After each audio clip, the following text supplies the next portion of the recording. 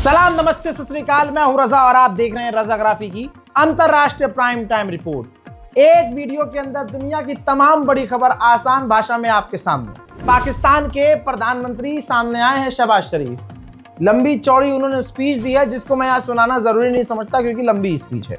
कुल मिला के पाकिस्तान के प्रधानमंत्री ने हाथ उठा लिए हैं। उन्होंने सफाई दी है कि जी मैंने पाकिस्तान में महंगाई ना बढ़े इसके लिए पूरी कोशिश की है, लेकिन जो जंग हो रही है मिडिल ईस्ट में उसकी वजह से हालात बेकाबू हैं। अगली रिपोर्ट पाकिस्तान के कामगारों के लिए जो अरब में जाकर काम करते थे, जो मजदूर, रिपोर्ट आप देख लीजिए।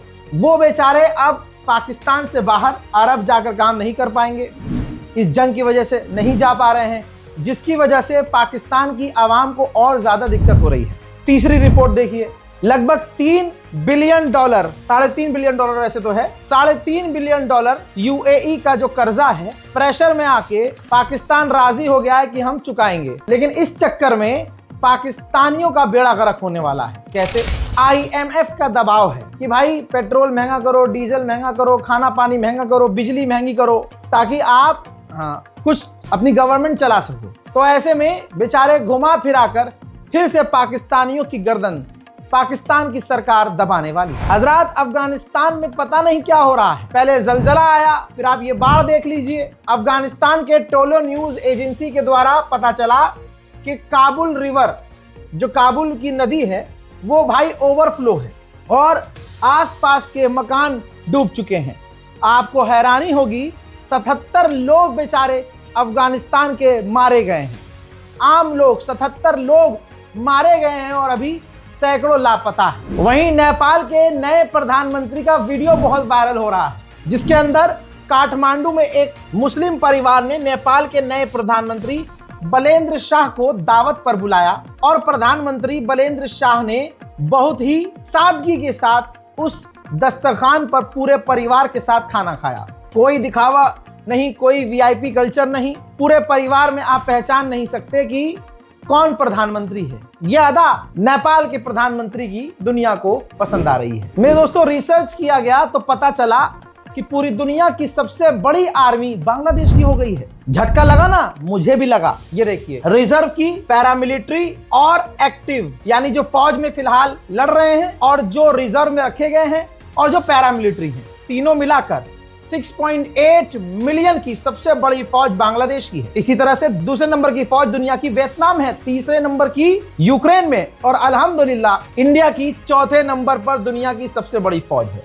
3.5 मिलियन की फौज है हमारी, 1.4 मिलियन हमारे एक्टिव फौजी हैं। इसी तरह से हमारे बाद है साउथ कोरिया, छठे नंबर पर है रशिया, सातवें पे है चाइना। तो चाइना को हमने, भारत ने भाई धोबी पछाड़ दिया है, काफी पीछे है। चाइना से पीछे अमेरिका है, आप समझ रहे हैं? तो यानी अमेरिका से भी हम आगे हैं, चाइना से भी आगे हैं, नॉर्थ कोरिया से भी हम आगे हैं। ताइवान नॉर्थ कोरिया के बाद है, ताइवान के बाद ब्राजील, ब्राजील के बाद पाकिस्तान। तो पाकिस्तान हमसे बहुत ज्यादा पीछे है। इसी के साथ पाकिस्तान के बाद आता है फिलीपींस, फिलीपींस के बाद आता है कोलंबिया, उसके बाद इजिप्ट, उसके बाद ईरान, इसके बाद इंडोनेशिया, उसके बाद जर्मनी। सबसे छोटी फौज इस लिस्ट में आपको इजराइल की नजर आएगी। फ्रांस की रिपोर्ट जान लीजिए, फ्रांस की आगे आने वाले सालों में तैयारी क्या है। फ्रांस आने वाले साल में 400% ड्रोन अपनी फौज में शामिल करेगा, अपने हथियार ज्यादा से ज्यादा बढ़ाएगा, खासकर एडवांस ड्रोन और हथियारों को अपनी फौज में बढ़ाएगा। मिडिल ईस्ट की जंग से ये सबक ली है। उधर फ्रांस के अंदर फ्रांसीसी लोग सड़कों पर उतरकर प्रदर्शन कर रहे हैं नेटो के खिलाफ। एंटी नेटो प्रदर्शन जारी है। फ्रांस के लोगों का मानना यह है कि नेटो सिर्फ जंग के लिए बना है, इन ससुरों को सिर्फ लड़ना होता है और हमें शांति चाहिए, अमन चाहिए। तो नेटो का विरोध करते हुए पूरा फ्रांस सड़कों पर है। हज़रात मोहतरम, वहीं इसको देख लीजिए, ज़ेलेंस्की को, ये तुर्की गया है और तुर्की के राष्ट्रपति एर्दोगान से मिला है। मुझे सबसे दोगला, माफ कीजिएगा किसी को बुरा लग जाए तो, सबसे दोगला ये तुर्की का राष्ट्रपति लगता है। ये सबसे अपने रिश्ते अच्छे बनाने की कोशिश करता है। सामने से अगर किसी का विरोध करता है तो पीछे से उससे डील वील करता रहता है, काम काज चलते रहते हैं इसके। अल्लाह की फौज बनने चला था ये तुर्की, लेकिन आप सोचिए, कहते हैं तुर्की की फौज, ओ हो, मीम आती है ना तगड़ी तगड़ी एकदम, ओ हो, इनकी फौज कितनी खतरनाक है। तुर्किश बैकग्राउंड म्यूजिक होता है, इनकी फौज भाई साहब एक्शन में होती है, लेकिन सिर्फ हिजड़ों की तरह एक्शन में होती है। आप खुद सोचिए कि अल्लाह ने अगर इनको इतनी कुव्वत दी है कि अपनी धमकी से बहुत कुछ कर सकते हैं, तो भाई अभी तक पूरा रमजान गुजरा और ईद की नमाज पहली बार बैतुल मुकद्दस में नहीं हुई और अभी तक मस्जिद अल अक्सा बंद है। क्या तुर्की ने इजराइल का विरोध करके कुछ धमकी दी, कुछ कहा? काहे के लिए फौज है? तुम काहे मुसलमानों के रहबर बनने की कोशिश करते हो जब तुम्हारी औकात नहीं है? उर्तुगुल गाजी सीरियल बनाकर पूरी दुनिया में फेमस हो जाने से तुम जनाबे उर्तुगुल गाजी की तरह नहीं हो सकते। वो इनका प्रोपेगेंडा था कि हमारी जो सरकार है उस पर लोग भरोसा करें।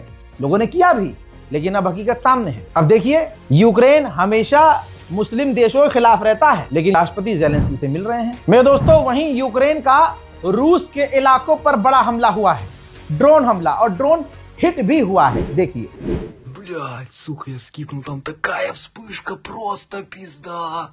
Ебать. Охуеть.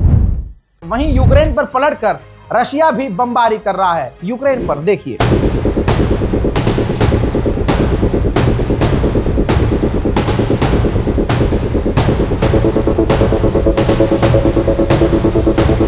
स्लोवाकिया ने यूरोपीय यूनियन से कहा है कि रूस के एनर्जी सिस्टम से बैन हटा देना चाहिए, क्योंकि पूरे यूरोप को बिजली की कमी है।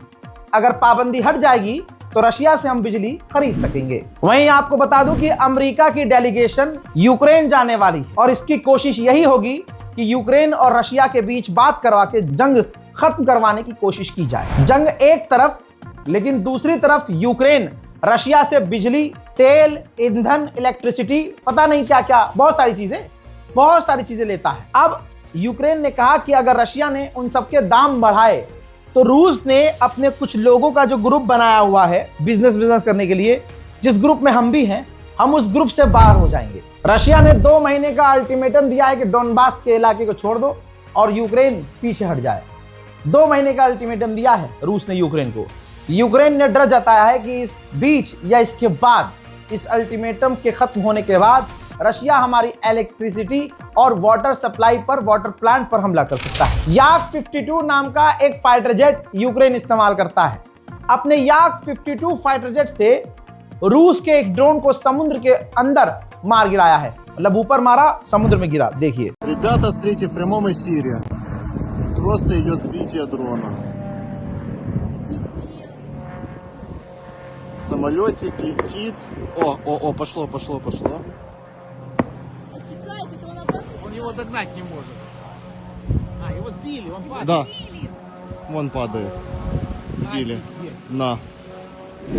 यूक्रेन की फौज ने रशिया की फौज जहां छुपी हुई थी, जहां उन्होंने पोजीशन ली हुई थी, वहां पर हमले किए हैं।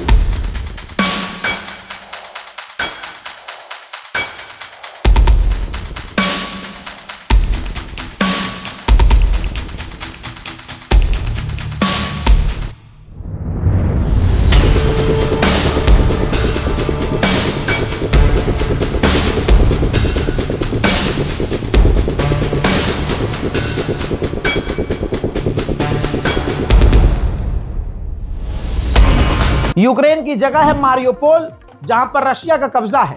यूक्रेन ने उसी कब्जाई हुई जगह पर खौफनाक बमबारी कर डाली। उधर यूक्रेन के स्पेशलिस्ट अमेरिका गए हैं और अमेरिका जाकर अमेरिकी फौज को ड्रोन उड़ाना, टेक ऑफ करवाना, लैंड करवाना, तमाम चीजें और टेक्निक सिखा रहे हैं। यही यूक्रेन के एक्सपर्ट गल्फ देशों में भी अरब देशों को ड्रोन को मार गिराना, ड्रोन को उड़ाना पूरी ट्रेनिंग दे रहे हैं। मेरे दोस्तों, अंतरराष्ट्रीय प्राइम टाइम रिपोर्ट में आज अभी के लिए इतना ही। इस रिपोर्ट को शेयर कीजिए, अपनी राय कमेंट में लिखिए, चैनल को सब्सक्राइब कीजिए। जय हिंद।